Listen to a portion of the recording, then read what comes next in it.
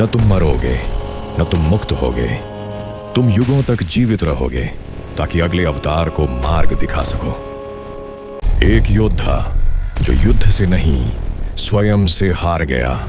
ओम नमो भगवते वासुदेवाय धर्म संस्थापनार्थाय नारायण नमोस्तुते।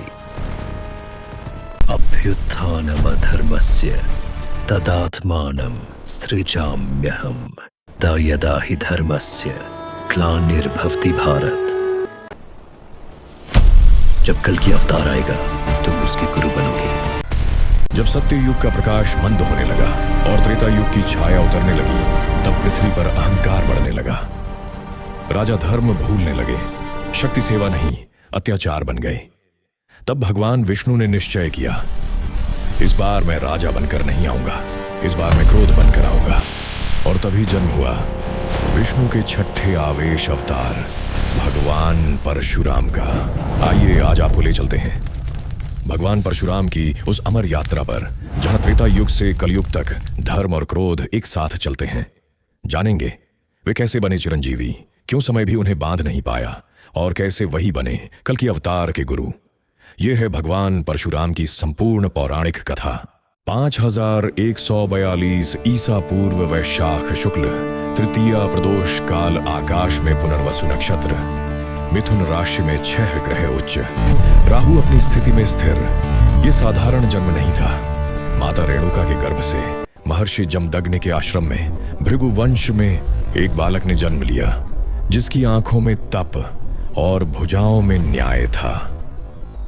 देवताओं ने घोषणा की, यह बालक विष्णु का आवेश है, इसका अस्त्र परशु होगा और इसका मार्ग धर्म।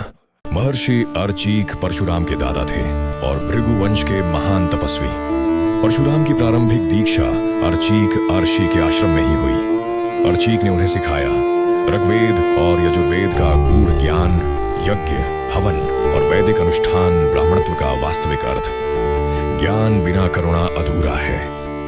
अर्चीक ने परशुराम के भीतर यह संस्कार डाला कि शक्ति का पहला उद्देश्य आत्म संयम है। महर्षि जमदग्नि केवल पिता नहीं, परशुराम के जीवन का नैतिक आधार थे।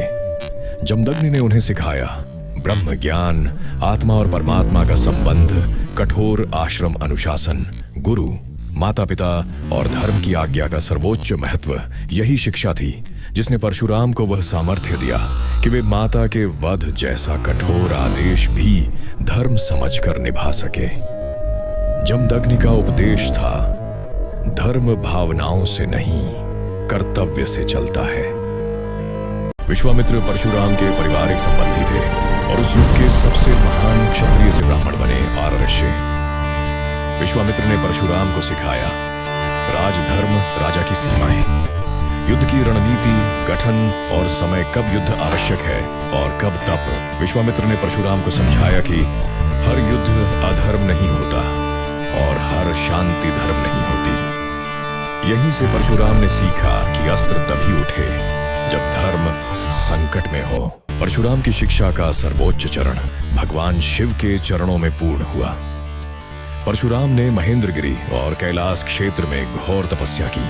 त्र्यंबकम याजामहे सुगंधिं पुष्टिवर्धनम उर्वारुकमिव बंधनान् मृत्युर्मुक्षीय मामृतात्।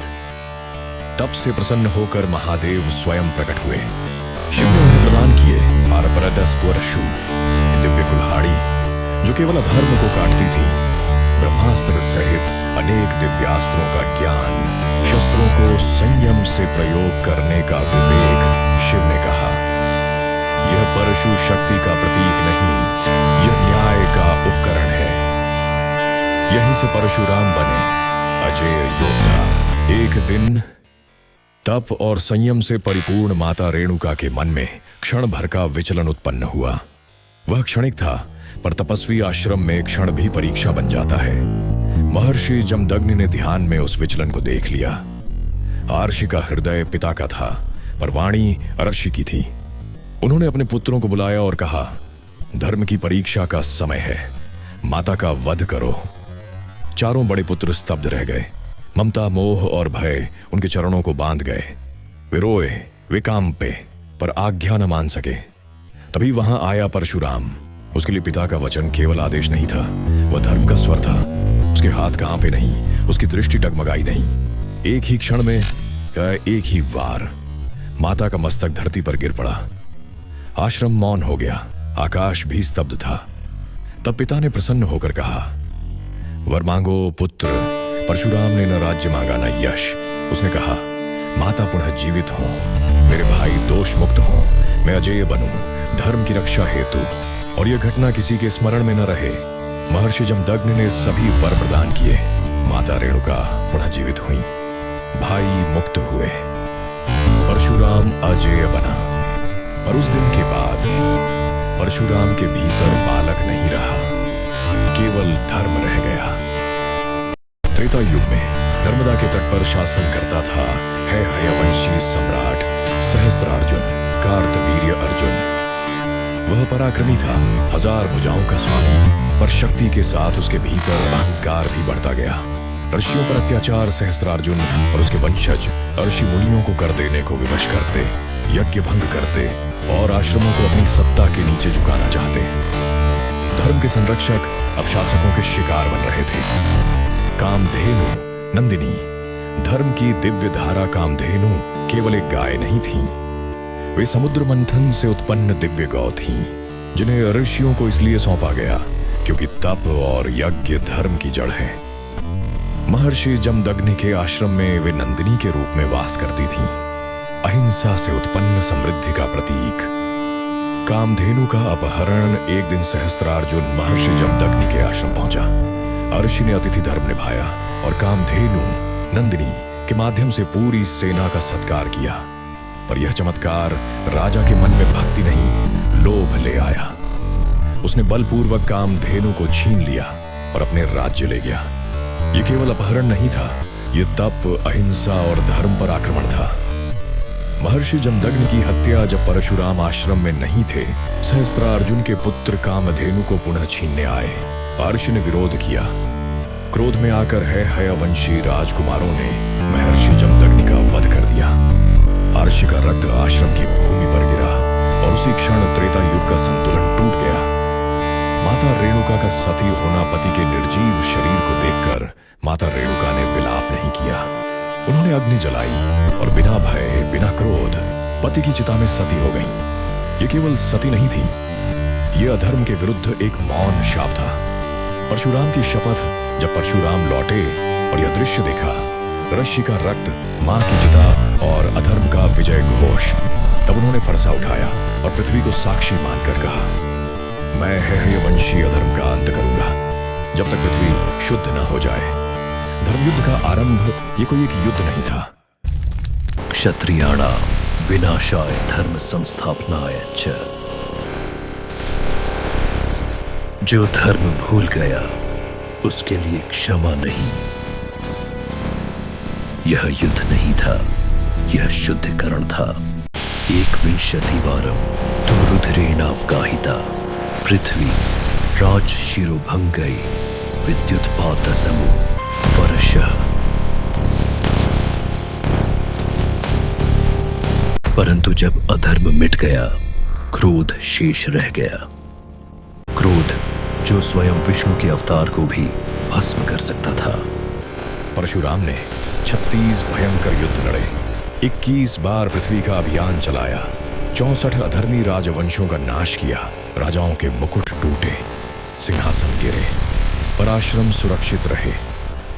अंतिम सत्य यह क्षत्रियों का संहार नहीं था, यह अधर्मी क्षत्रियों का अंत था। क्योंकि जब शक्ति धर्म छोड़ देती है तब क्रोध ही धर्म बनता है। त्रेता युग में मिथिला की सभा सजी थी। बीच में रखा था वह शिव धनुष जिसे युगों से कोई उठा न सका था। जब श्री राम आगे बढ़े और प्रत्यंचा चढ़ाई तो धनुष गर्जना के साथ टूट गया। उसी क्षण आकाश से महर्षि परशुराम प्रकट हुए, कंधे पर परशु, आंखों में अग्नि। किसने शिव धनुष तोड़ा? उन्होंने पूछा। राम शांत भाव से आगे आए। परशुराम ने उन्हें विष्णु धनुष दिया। राम ने उसे उठाया और तभी परशुराम का क्रोध शांत हो गया। वे मुस्कुराए, उन्हें समझ आ गया, विष्णु अब इसी देह में हैं, उन्होंने श्री राम को आशीर्वाद दिया और तपस्या की ओर लौट गए। जब शस्त्र नीति बने द्वापर युग में परशुराम केवल तपस्वी नहीं रहे, वे युग के सबसे महान शस्त्र गुरु बने। भीष्म पितामह भीष्म ने धनुर्विद्या और अस्त्र संचालन परशुराम से सीखा। यद्यपि भीष्म और परशुराम में युद्ध भी हुआ, पर वह अहंकार का नहीं, धर्म का युद्ध था। द्रोणाचार्य द्रोण को शस्त्र शास्त्र नीति और गुरु परंपरा परशुराम से ही प्राप्त हुई। कर्ण कर्ण ने अपने ब्राह्मण रूप को छुपाकर परशुराम से विद्या प्राप्त की। जब असत्य प्रकट हुआ, परशुराम ने कहा, जो विद्या छल से ली जाए वह संकट में साथ छोड़ देती है। और उन्होंने कर्ण को विद्या विस्मरण का श्राप दिया। द्वापर युग में हस्तिनापुर की राजसभा में जब अम्बा का अपमान हुआ और भीष्म ने उसे स्वीकार करने से इनकार किया, तो वह न्याय की खोज में महर्षि परशुराम के पास पहुंची। परशुराम ने सब सुना। उनकी आंखों में अग्नि जली। उन्होंने भीष्म को बुलावा भेजा। जिसे तूने अन्याय दिया है उसे स्वीकार कर या युद्ध के लिए तैयार हो जा। कुरुवंशी भीष्म आए, हाथ में धनुष, हृदय में सम्मान। उन्होंने कहा, गुरुदेव, मैं क्षत्रिय धर्म से बंधा हूं, मैं अपना वचन नहीं तोड़ सकता। परशुराम का क्रोध भड़क उठा और फिर युद्ध शुरू हुआ। आकाश में अस्त्र टकराए, पृथ्वी कांप उठी। गंगा का पुत्र भीष्म और शिव का शिष्य परशुराम दोनों अजेय। दिन बीते, रातें बीती, न गुरु जीते न शिष्य हारे। अंततः परशुराम ने ब्रह्मास्त्र उठाया। भीष्म ने धनुष नीचे कर दिया। उन्होंने कहा, गुरुदेव, आप मेरे गुरु हैं, आपके विरुद्ध मैं प्रत्यस्त्र नहीं चलाऊंगा। उस क्षण परशुराम रुक गए।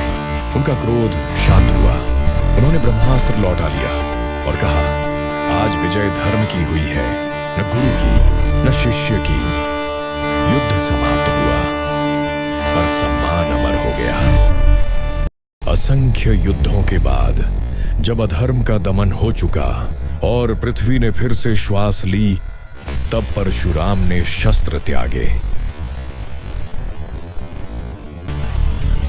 घोर तप से प्रसन्न होकर भगवान विष्णु ने उन्हें वर दिया, न तुम मरोगे, न तुम मुक्त होगे, तुम युगों तक जीवित रहोगे, ताकि अगले अवतार को मार्ग दिखा सको। हे भार्गव, तुम किसी एक युग के नहीं हो, तुम कल्पांत तक पृथ्वी पर रहोगे, साक्षी बनकर, मार्गदर्शक बनकर। यह वर अमृता का नहीं था, यह उत्तरदायित्व था। परशुराम ने राजपट नहीं चुना, सिंहासन नहीं चुना, उन्होंने चुना महेंद्रगिरी पर्वत। वहीं उन्होंने सांसारिक कर्म त्याग कर तप को अपना जीवन बना लिया। वे वनवासी नहीं बने, वे कालवासी बने। पुराण कहते हैं, एक ऐसा समय आएगा जब राजा प्रजा के रक्षक नहीं, उसके भक्षक बन जाएंगे। जब धर्म मूल्य नहीं, व्यापार बन जाएगा। जब शक्ति सेवा नहीं, अहंकार होगी। जब सत्य कमजोर कहलाएगा और छल चतुराई, उसी समय कल के अवतार प्रकट होंगे। ओम नमो भगवते वासुदेवाय धर्म संस्थापनार्थाय नारायण नमोस्तुते। अभ्युत्थानमधर्मस्य तदात्मानं सृजाम्यहम् यदा हि धर्मस्य ग्लानिर्भवति भारत। जब कल की अवतार आएगा, तुम उसके गुरु बनोगे। उनके साथ होंगे भगवान परशुराम, क्योंकि जहां अंतिम युद्ध होगा वहां प्रथम योद्धा की आवश्यकता होगी। परशुराम कल्कि को शस्त्र देंगे, युद्ध की मर्यादा सिखाएंगे और धर्म के मार्ग की रक्षा करेंगे। वे युद्ध के नायक नहीं होंगे, वे युद्ध की आत्मा होंगे। धर्म का यह परशु आपको अच्छा लगा हो यह राम नहीं, तो लाइक करें, शेयर करें और ऐसी ही महागाथाओं के लिए चैनल सब्सक्राइब करें।